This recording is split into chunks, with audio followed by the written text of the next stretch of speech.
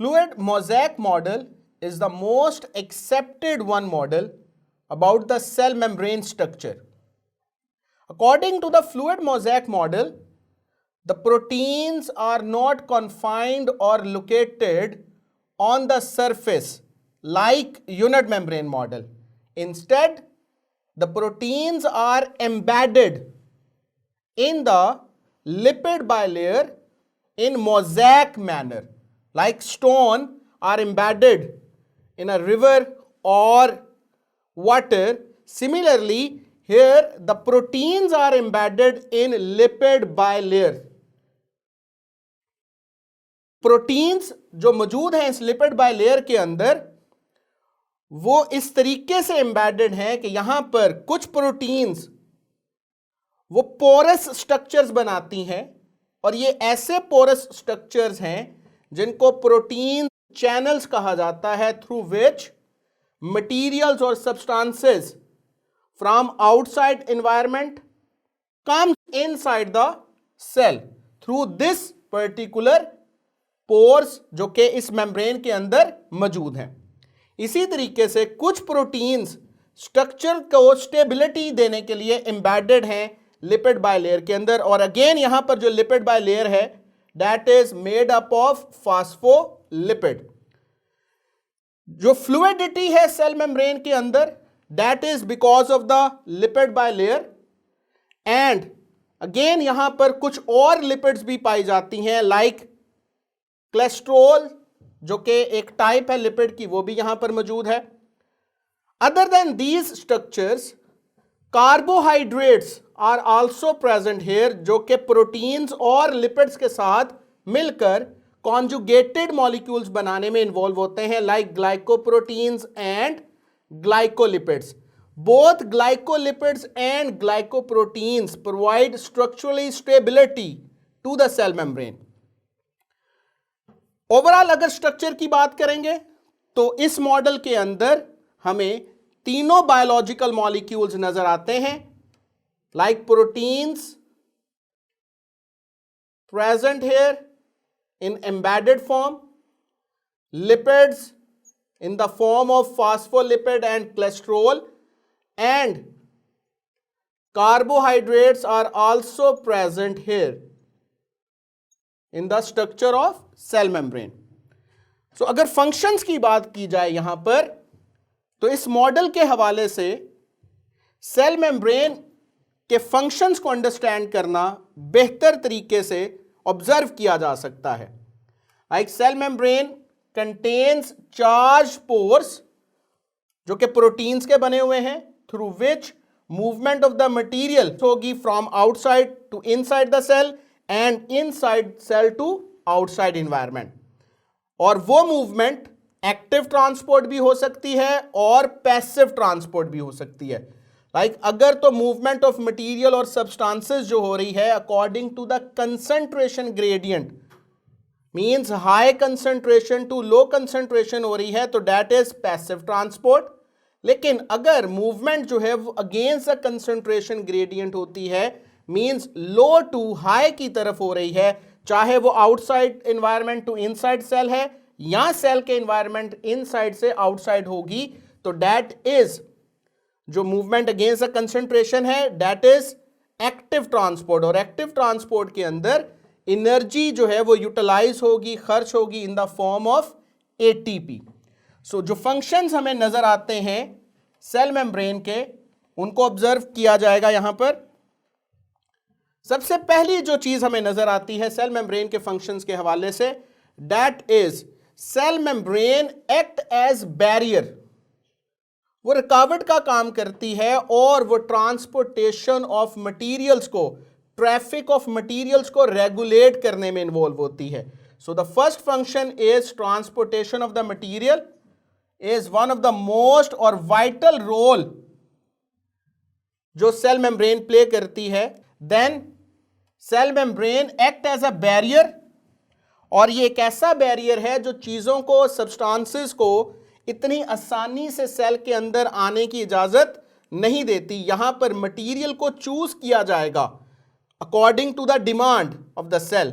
अगर तो सेल के अंदर कुछ मटेरियल की या सब्सटेंसेस की जरूरत है तो सेल मेम्ब्रेन के थ्रू ही वो मटेरियल आ सकेगा सेल के इनसाइड, या सेल के इनसाइड एनवायरनमेंट से वो मटेरियल सेल के आउटसाइड मूव कर सकता है।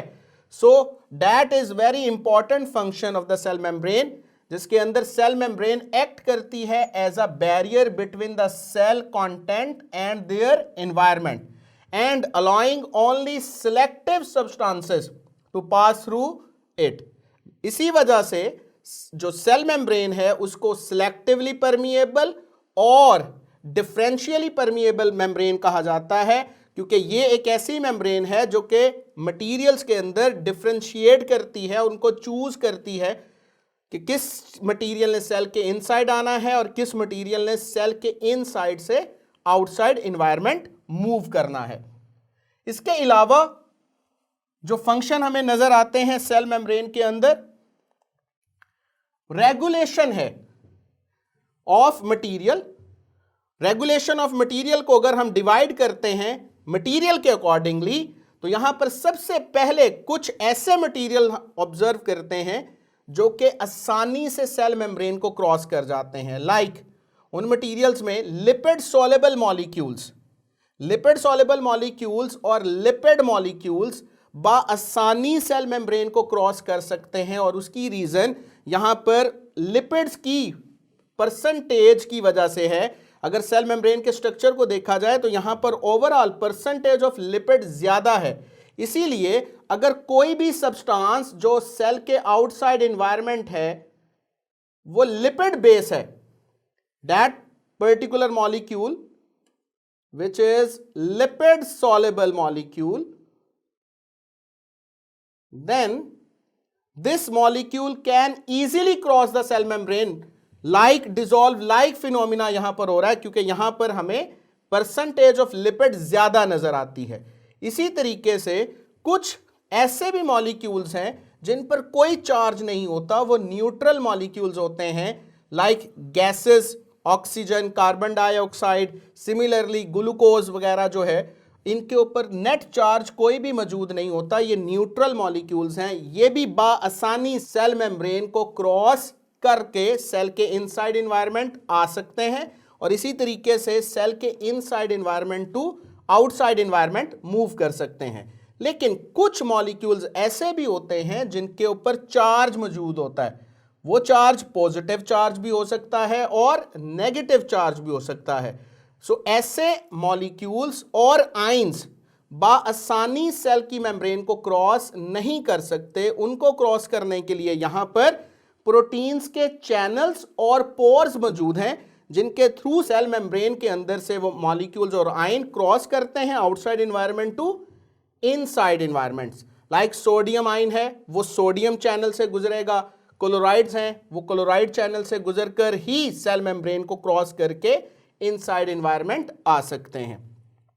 इसके अलावा कुछ मॉलिक्यूल्स की मूवमेंट को अगर हम ऑब्जर्व करते हैं तो वो अगेंस्ट द कंसंट्रेशन ग्रेडियंट होती है, और कुछ मॉलिक्यूल्स की movement according to the concentration gradient होती है। जब हम according to the concentration gradient कह रहे हैं तो यहां पर मूवमेंट ऐसी होगी जिसमें हाई कंसंट्रेशन से लो कंसंट्रेशन मूवमेंट ऑब्जर्व करने को मिलेगी, जबकि अगेंस्ट कंसंट्रेशन ग्रेडियंट के अंदर मूवमेंट जो है वो लो से हाई की तरफ होगी, और लो से हाई की तरफ जब भी मूवमेंट होगी तो यहां पर कंजम्पशन ऑफ एनर्जी की जरूरत पड़ेगी, जिसके जरिए से मूवमेंट ऑफ मॉलिक्यूल्स हो सकेगी। So passive transport is the movement जो कि according to the concentration gradient होती है, जिसमें मॉलिक्यूल्स हाई से लो की तरफ आते हैं। So this is the definition of passive transport. Passive transport is the movement of substances according to the concentration gradient from high to low concentration gradient, और यहां पर एनर्जी कंज्यूम नहीं होगी।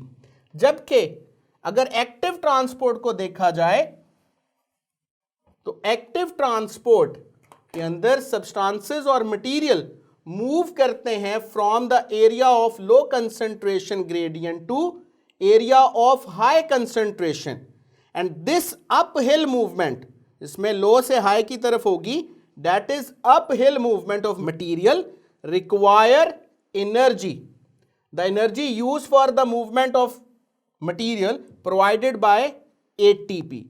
So this is the basic difference of materials movement, जिसमें observe करने को हमें नजर आया कि कुछ मटेरियल जो है वो अगेंस्ट द कंसंट्रेशन ग्रेडियंट और कुछ मटेरियल जो हैं according to the concentration gradient cell membrane से गुजरते हैं।